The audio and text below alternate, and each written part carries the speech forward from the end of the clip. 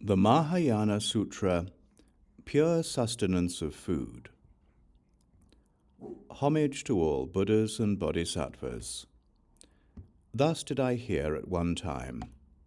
The Blessed One was staying in the bamboo grove, accompanied by a great saṅgha of 1,250 monks, as well as other monks and nuns, laymen and laywomen, the 8 classes of beings, and many bodhisattvas. The great Maudgalyāyana rose from his seat, bowed to the Blessed One, and said, "Blessed One, once when I went to town for alms, I noticed tens of thousands of people on the way. Their heads were as big as mountains, and their bellies the size of Mount Sumeru, yet their throats were as thin as needles. When they moved back and forth, they emitted a sound like the rumbling of 500 chariots, and spewed intolerable acrid smoke everywhere. Who are they, and where do they come from? Please tell us, Blessed One." "Maudgalyāyana," replied the Blessed One, "those are starving spirits. That is the ripening of past misdeeds, such as ruining meals or the preparations for meals. It can also be the ripening of the misdeed of failing to eat only 1 meal per day, because they consumed a meal offered to someone else. The leftovers from meals are not to be given to those who fail to eat only 1 meal per day. The polluted leftovers of a patron are to be used for the saṅgha. It is polluted food, but is to be tolerated. Polluted food made by the saṅgha must be given. Otherwise, the saṅgha will incur a downfall." "The Blessed One is correct," Maudgalyāyana remarked. The Blessed One continued, "Articles of offering collected in accordance with the Dharma, no matter who the patron may be, can serve as the sustenance for those who eat only a single meal. Those who fail to eat only 1 meal will lack for food. Conversely, the ability to eat only 1 meal a day is the equivalent of 60,000 days' worth of merit, and it leads to an increase of foodstuffs. Those unable to eat only a single meal will become starving spirits for 600,000 days. How does that happen? It happens because the donations to them are weighty. It would be preferable to eat lumps of iron. The food from faithful patrons will not be easy to digest. They will experience suffering for an extremely long time and become the entity known as a starving spirit for 1,000,000 lifetimes. Exercise extreme caution with all meritorious food offerings.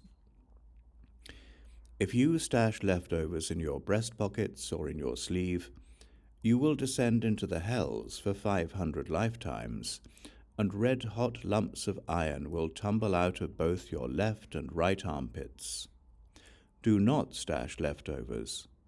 Even if you stash as little as a single grain of millet, you will at least end up in the hell of iron wheels.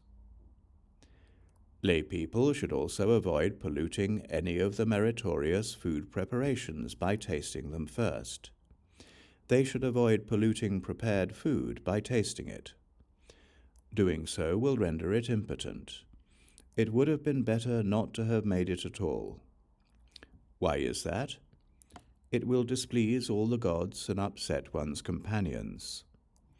Anyone who tastes such food will become a starving spirit for 50,000 lifetimes and experience various forms of unbearable suffering.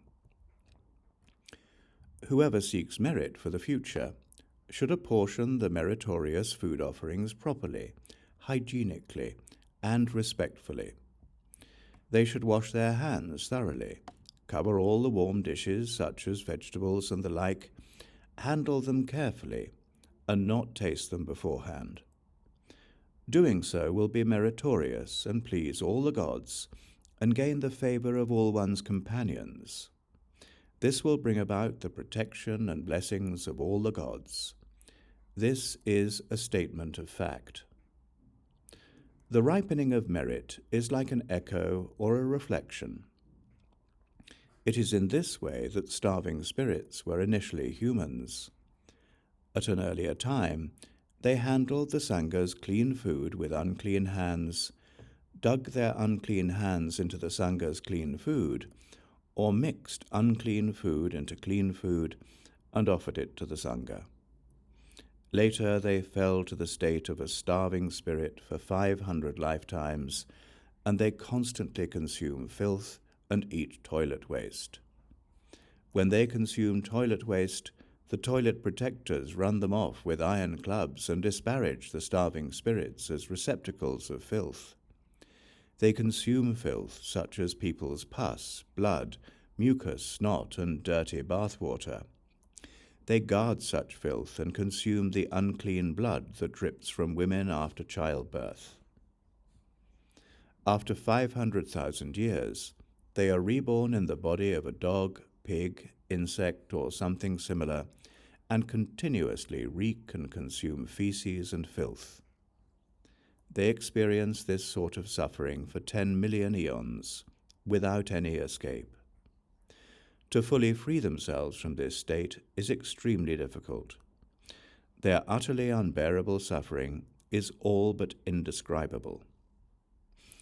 If you touch your penis or vagina and then touch the clean food of the saṅgha with your unclean hands, introduce filth into the food for the saṅgha, or allow the saṅgha to partake of unclean food, this sort of misdeed will ripen as infectious eye diseases that afflict everyone, a misdeed no one will be aware of.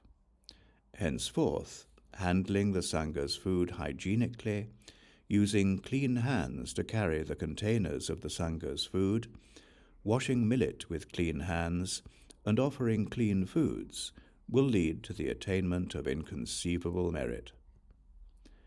Let this be well known and swiftly internalized. This completes the Pure Sustenance Sutra.